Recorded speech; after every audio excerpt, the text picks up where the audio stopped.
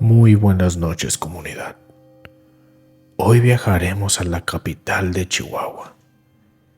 Y dicen que existe una novia que nunca descansó. Una figura inmóvil, pero con una presencia tan real que muchos aseguran que aún respira. Sus ojos parecen tener alma. Y su historia, más que una leyenda, es un lamento detenido en el tiempo. Esto es La Pascualita.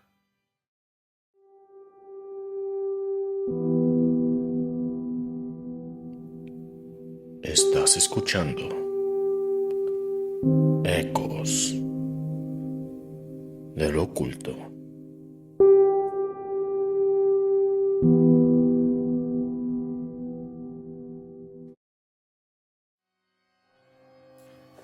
Era marzo de 1930.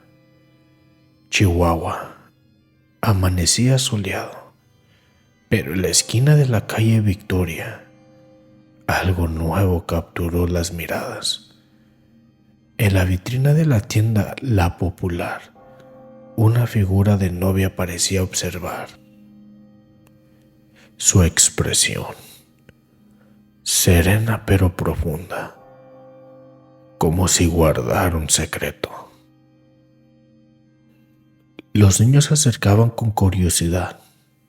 Las madres se persinaban.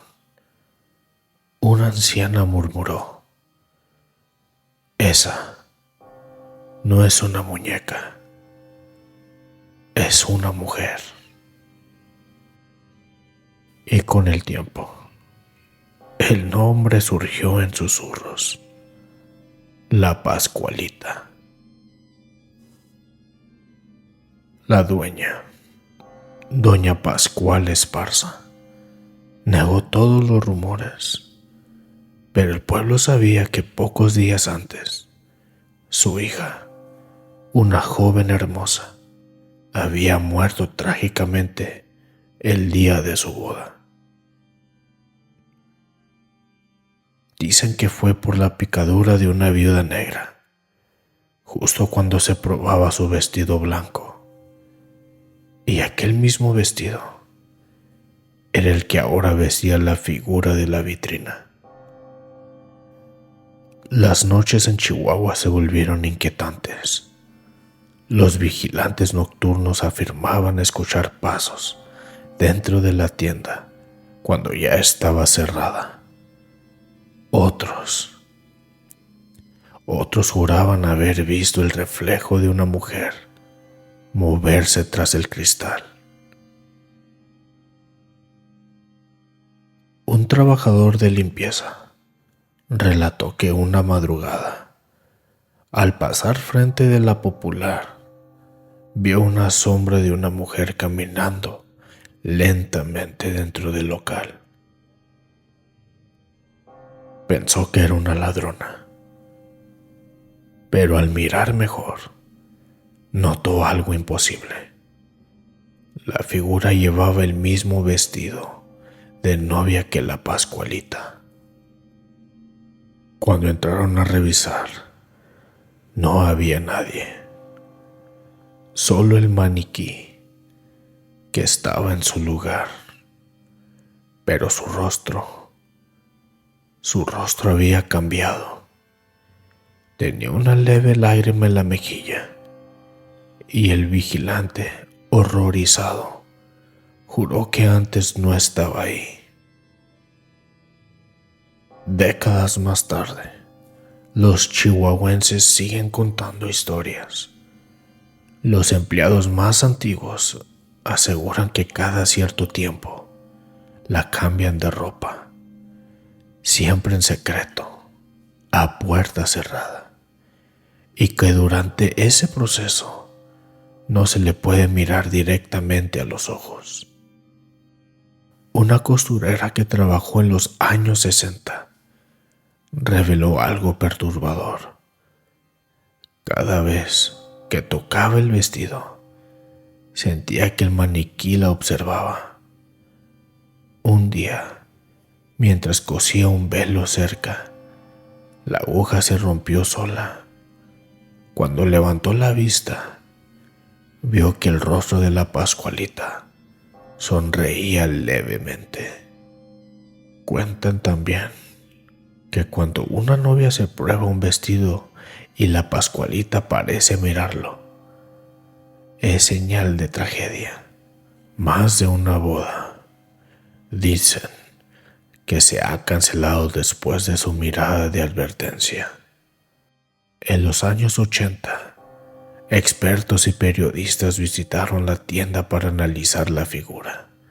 Con luces y cámaras intentaron confirmar si era de cera o de carne, pero nadie se puso de acuerdo. Un médico forense afirmó que la textura de su piel mostraba signo de embalsamiento. Otros especialistas dijo que era una escultura excepcional, y cuando intentaron fotografiarla, las cámaras se apagaron. Desde entonces, nadie ha vuelto a tocarla. Los trabajadores juran que si la mueves sin permiso, algo extraño ocurre. Y una vez durante una remodelación, la Pascualita fue trasladada a un depósito temporal. Esa noche, el guardia encargado desapareció. Solo encontraron su linterna encendida y las huellas de alguien con zapatos de tacón. Comunidad. A continuación, un relato real, un testimonio de una experiencia que muchos en Chihuahua prefieren no recordar. Así que, súbele el volumen a tu dispositivo. Mantente en plena oscuridad. Y si te encuentras solo, no voltees hacia abajo. O si escuchas susurros, mantén tu calma. Relájate y sigue con nosotros, porque estás escuchando ecos del oculto. Era una noche fría de 1998. Claudia, una joven estudiante de turismo, había sido contratada temporalmente para ayudar en la tienda La Popular durante un evento de aniversario. Su tarea era sencilla: limpiar las vitrinas y revisar el escaparate antes de abrir al día siguiente. Recuerdo que eran casi las 11 de la noche. Yo estaba sola, limpiando el cristal frente a la Pascualita, y de pronto sentí como si alguien me observara desde adentro. Pensé que era mi reflejo, pero no. Lo juro. Su mirada se movió ligeramente. Claudia intentó ignorarlo, pero el aire se volvió helado. El reloj del pasillo marcó las 3 de la mañana, la hora maldita según las leyendas. Y fue entonces cuando escuchó un leve golpe en el vidrio. Pascualita, ¿eres tú? Una voz, casi un suspiro, le respondió. No estoy muerta. Aún lo espero. Claudia cayó al suelo del susto. Cuando logró levantarse, el rostro del maniquí había cambiado. Tenía los ojos, los labios entreabiertos, y el velo estaba ligeramente torcido, como si alguien lo hubiera tocado desde adentro. Al día siguiente, Los dueños encontraron a Claudia desmayada y con marcas en las muñecas, como si algo o alguien lo hubiera sujetado. Ella juró que la Pascualita intentó tomarle la mano. Nadie le creyó, pero renunció ese mismo día y hasta hoy evita pasar por esa calle. Han pasado casi 100 años. A través del tiempo, la Pascualita sigue en pie, vigilante, como si esperara algo que nunca llega. Las flores frente a sus vitrinas se marchitan, pero su piel permanece intacta. Algunos dicen que de noche se oye un suspiro en el viento, otros que su reflejo desaparece del vidrio por unos segundos. Y hay quienes aseguran que si pasas frente a la Popular y le susurras, ¿a quién esperas? Y ella te responderá. Dicen que la Pascualita no solo fue una víctima del destino, sino de su propia eternidad. Tal vez el amor fue tan fuerte que ni la muerte pudo separarla de su vestido. O tal vez simplemente alguien cometió un pecado contra la naturaleza. Retener un alma en un cuerpo que ya no debía mirar ni sentir. El tiempo avanza, pero hay presencias que se niegan a desaparecer. En el corazón de Chihuahua, entre el bullicio del día y el silencio de la noche, una mirada sigue atrapada tras el cristal. Una novia sin voz, una mujer sin descanso y una historia que se niega a morir. Gracias por escuchar este episodio de Ecos del Oculto, un podcast de gaming paranormal. Si te gustó esta historia, no olvides seguirnos, compartir este episodio y dejar tu reseña. Nos escuchamos en el próximo viaje al mundo de lo desconocido. Se despide tu amigo Baba Yaga. Buenas noches.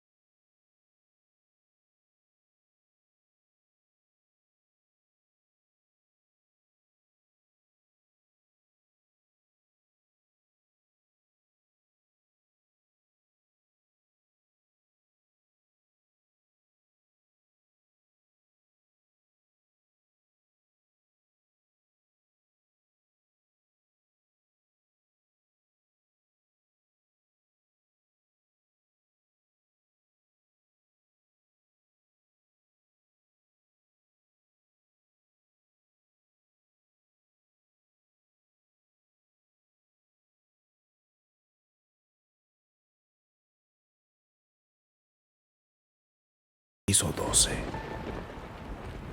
Un piso que ya de por sí se sentía diferente, como más frío y silencioso que el resto. Atiendo la llamada y la voz era de un hombre desesperado, rápida, baja, pero con una rabia contenida. Se quejaba con mucha prisa de la habitación continua. Él decía que no paraban de hacer ruidos, que por favor hicieran algo. Y aquí, comunidad, es donde se me erizó la piel, porque detrás de su voz no era música, no era una fiesta. Detrás de él se escuchaba el llanto de un bebé desesperado, agudo, desgarrador. No era un cualquier berrinche o un llanto de angustia, como si al niño le doliera el alma. Un llanto que diría, por el tono que era de un bebé muy pequeño de meses. Yo le dije al inquilino que enviaría a mi compañero de inmediato, así que colgué la llamada y hablé por radio al guardia de ronda. Código 2. Código 2 a ronda. Dirígete a la habitación del piso 12. Queja por ruido urgente. Mi compañero me dijo afirmativo. Piso 12 en camino. Así que empecé a monitorear las cámaras y solo mostraba la sombra solitaria de un hombre cumpliendo con su deber. El protocolo de seguridad grabado a fuego era de tocar la puerta, identificarse como seguridad, y solo si no hay respuesta, usar la llave maestra, pero a lo que abres la puerta te sigues identificando para que no haya ninguna confusión o malentendidos. Mi compañero seguía identificándose mientras abría la puerta. Seguía diciendo, seguridad, ¿hay alguien aquí? Voy a entrar. Yo lo seguía observando por la cámara y me di cuenta de que él también sentía el peso del silencio. Cuando el compañero se identificó y ya estaba dentro de la habitación, él procedió a encender la luz. Y para su sorpresa, la suite seguía vacante, sola, totalmente vacía. La cama hecha perfecta, las toallas dobladas. En su confusión, tomó el radio y confirmó. Me dijo, ¿puedes revisar por favor otra vez el identificador de llamadas para ver si en verdad era esta habitación?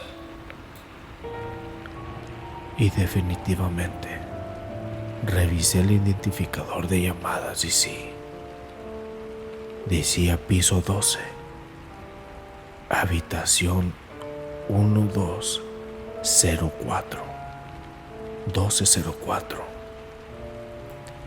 En ese instante, la realidad se desmoronó. Recepción, que había estado escuchando el intercambio de códigos, intervino. Seguridad. Adelante, seguridad. Acabo de revisar el sistema y esa habitación está vacante. Es más, todo el piso 12 está vacante. Lleva más de un mes que no se hospeda nadie. En ese momento, comunidad, la sangre se fue a mis pies. Me puse helado. Estaba sorprendido. Yo escuché claramente la llamada a un hombre desesperado que no podía dormir. Y atrás de la llamada se escuchaba el llanto de un bebé. Esa fue una de las noches que jamás olvidaré. Nunca volvimos a pisar ese piso de noche, si no era juntos. Y cada vez que el teléfono sonaba de madrugada, el nudo en el estómago era el mismo. Espera que el identificador no dijera nunca más piso 12. Pero, ¿qué se puede esperar de un hotel que tiene más de 100 años? Gracias por leerme. Comunidad, ya sabemos que cuando una historia se destapa, otras despiertan con ella. Así que, si aún estás con nosotros, estás en completa oscuridad, no te despegues de tus audífonos, porque aún nos quedan 2 relatos más, cada uno más perturbador. No te vayas, no te muevas, acomódate y respira profundo, porque lo que sigue podría hacerte mirar hacia atrás. Quédate con nosotros, porque estás escuchando Ecos del Oculto. Trabajo en el área de mantenimiento nocturno. Mi rutina es mantener todo listo para cuando amanece. Pero una noche de sábado, algo cambió. Cuando llegué, la entrada del edificio estaba acordonada. Un trabajador había caído de más de 10 metros y no sobrevivió. No conocía a esa persona, pero la muerte deja un silencio distinto, uno que se siente en la piel. Al día siguiente volví para poder cubrir mi turno, y eran las 2 de la madrugada cuando lo escuché. Al principio pensé que era el ruido del lugar, pero no. Aquello parecía un intento desesperado por hablar o por respirar. Seguí el sonido y me llevó justo al punto exacto donde el hombre había caído. El aserrín seguía ahí y los susurros eran cada vez más fuertes, más agonizantes. Y así como empezaron, pararon y el silencio volvió, pero ya no era lo mismo.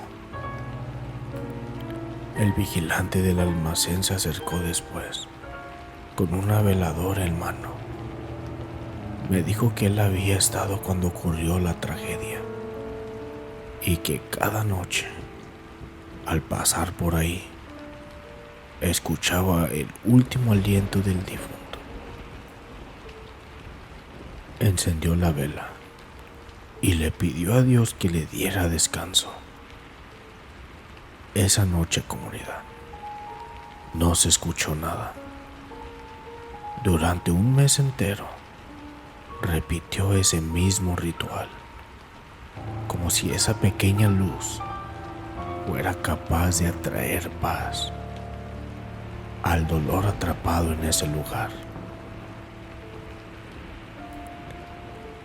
Una madrugada, casi un mes después, el vigilante no vino. Estaba enfermo y yo me olvidé de la veladora. Alrededor de las 3 de la mañana, esa hora en que hasta los muertos parecen despertar, todo se torció. Las luces se apagaron. Completamente todas las luces se apagaron. Me quedé en completa oscuridad y el aire cambió.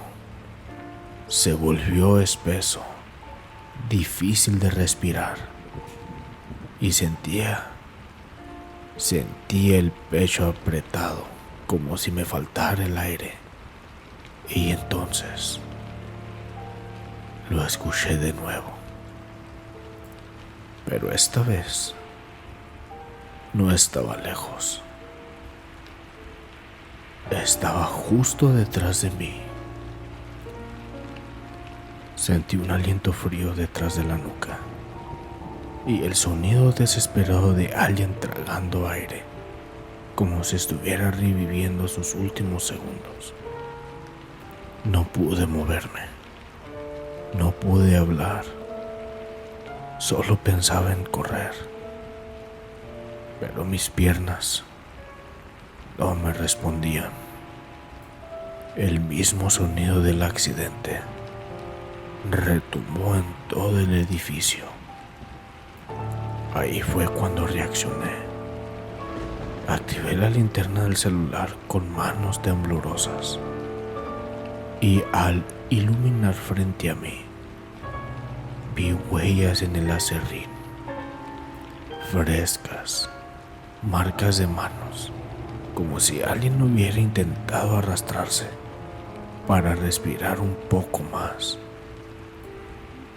Levanté la luz hacia el techo y juro por mi vida que vi una silueta balanceándose, como si aún estuviera cayendo una y otra vez, atrapado en el mismo instante de su propia muerte. Parpadeé y en eso desapareció. Esa noche fui a la oficina de seguridad. Aunque no había prendido ninguna alarma, el sistema había detectado algo. Un sensor activado en el área del accidente a la misma hora del día en que murió. Y había un registro, una grabación. Cuando la revisamos, se escuchaba lo mismo que había escuchado yo: el último aliento de un hombre agonizando. Pero al final hubo una voz clara, la suya, un susurro que dijo: ayúdenme. Desde esa noche, el vigilante jamás volvió a faltar. Y yo, cada vez, me persigno cada vez que entro a ese almacén, porque entendí algo. No era un fantasma buscando asustar. Era un hombre que no quería morir todavía. Y quizás aún lucha por tomar aire. Muchas gracias por compartir mi relato.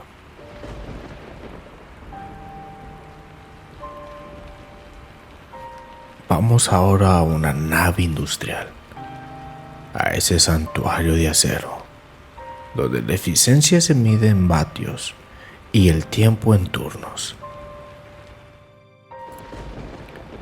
Si me preguntas por mi trabajo, te diré que soy un técnico.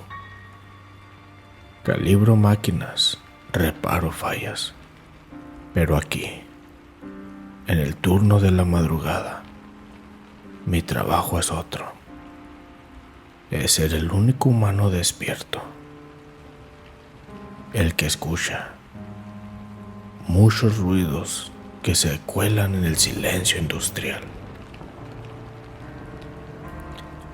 Era una noche tranquila, rutinaria por supuesto, y mi tarea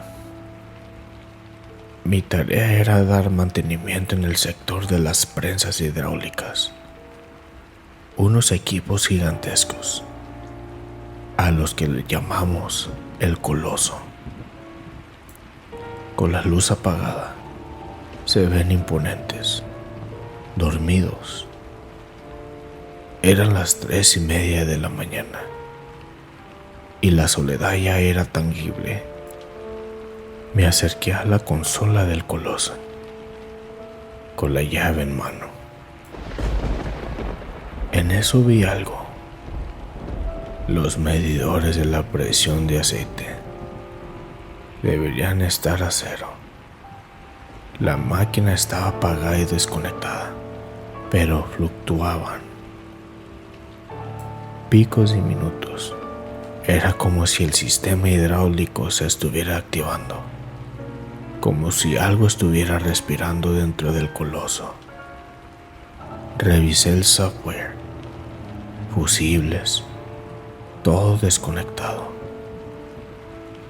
Era imposible. Mientras revisaba la última válvula, sentí el aire, un aire frío que no venía del exterior, un frío antinatural que me quemó los pulmones. Dejé la llave, encendí mi linterna, la moví rápido por los ductos buscando una explicación, una fuga de aire, un escape de vapor, y de repente, un roce. Juro que algo deslizó por el piso de cemento, justo a mis espaldas. Un sonido tan leve que me hizo dudar. ¿Fue el viento o algo más? En eso me giré y la linterna lista para encandilar a cualquier cosa. Pero no había nada, solo el cemento vasto y oscuro.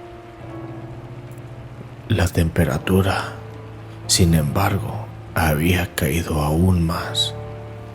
Sentí un vacío, la certeza de que esa cosa había pasado a escasos centímetros de mí. Sentí ganas de correr, pero la regla de mi turno: nunca dejes una máquina a medias. Volví a la consola, tratando de concentrarme. La mente tiene que aferrarse a algo lógico. Pero al mirar la pantalla negra de la consola apagada, la lógica se rompió. No vi mi reflejo. Vi otra cosa. Vi una cara demacrada, con una sonrisa hecha de sombras y patrones, como la Catrina de los murales que veo en la ciudad, pero maleable, viva, flotando en el cristal. Esa cosa me estaba sonriendo, sin cuerpo, solo el rostro flotante.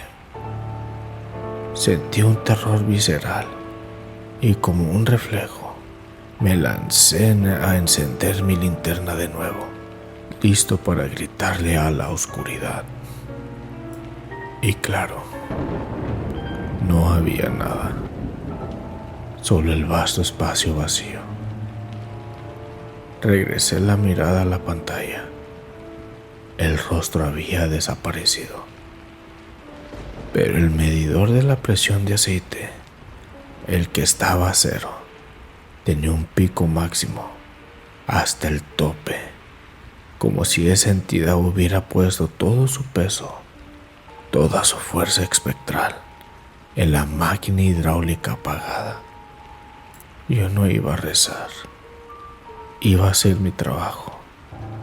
Así que abrí el panel y tomé mi pequeño frasco de aceite de calibre y en lugar de ponerlo en el motor, tracé una cruz grande y aceitosa sobre el metal frío de la consola.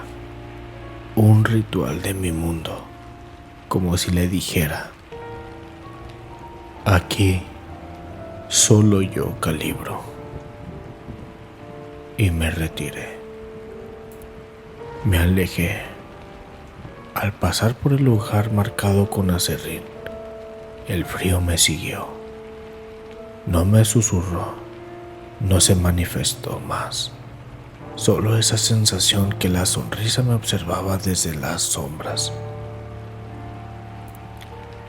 El coloso encendió y trabajó bien al amanecer. Pero esa cara, esa nueva entidad con sombrero y sonrisa, se sumó a mi turno de noche. Muchas gracias por leerme. Gracias por escuchar este episodio de Ecos del Oculto, un podcast de gaming paranormal. Si te gustó esta historia, no olvides seguirnos, compartir este episodio y dejar tu reseña. Nos escuchamos en el próximo viaje al mundo de lo desconocido. Se despide tu amigo Baba Yaga. Buenas noches.